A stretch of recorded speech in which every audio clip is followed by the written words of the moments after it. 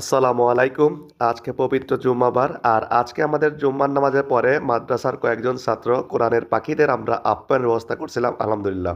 আমরা কোরআন খতম বা সম্মিলিতভাবে কোনো মিলাদ বা দোয়া অনুষ্ঠানের আয়োজন করি না। আমরা এমনিতেই মাঝে মাঝে কোরআনের পাখি যারা কোরআনকে হৃদয়ে ধারণ করে তাদেরকে একটু আপ্যায়নের ব্যবস্থা মাঝে মাঝে করি আলহামদুলিল্লাহ। যেমন এই পবিত্র রমাদান মাসেও আমরা বেশ কয়েকবার আয়োজন করেছিলাম, তো তারই ধারাবাহিকতায় আমরা আজকে আমাদের মাদ্রাসার পাশের মাদ্রাসার কিছু কোরআনের পাখি এবং হাফেজ এবং হুজুরদেরকে একটু আপ্যায়ন করলাম। তো আজকে কি কি ছিল আমাদের আয়োজনে তারই একটু ছোট ক্লিপ আপনাদেরকে দেখাচ্ছি। তো এই যে আম্মু যে রান্না করছিল সারাদিন গরমের ভিতর কষ্ট করে, সেই রান্নার একটু একটু করে ভিডিওটা দেখাচ্ছি। আজকে আমাদের আয়োজনে ছিল প্রথমেই ডিম ভুনা, আম্মু ডিমগুলো ভুনতেছে দেখতে পাচ্ছেন। এরপরে আমাদের ছিল মুরগির মাংস, তারপরে চর্বি ডাল, ইলিশ মাছ ভাজি, বেগুন ভাজি, দই, সালাদ, মিষ্টি এবং পোলাও।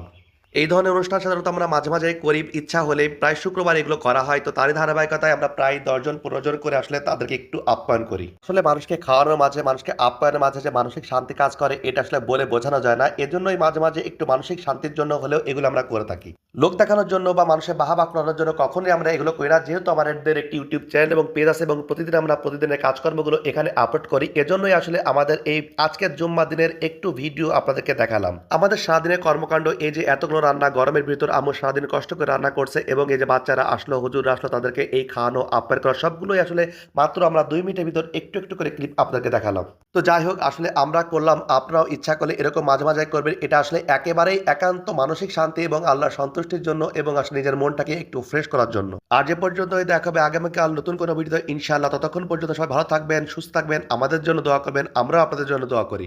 আর যদি নতুন হয়ে থাকেন তাহলে চ্যানেলটিকে সাবস্ক্রাইব করবেন এবং পেজটিকে ফলো দিয়ে পাশে থাকবেন। ধন্যবাদ সবাইকে।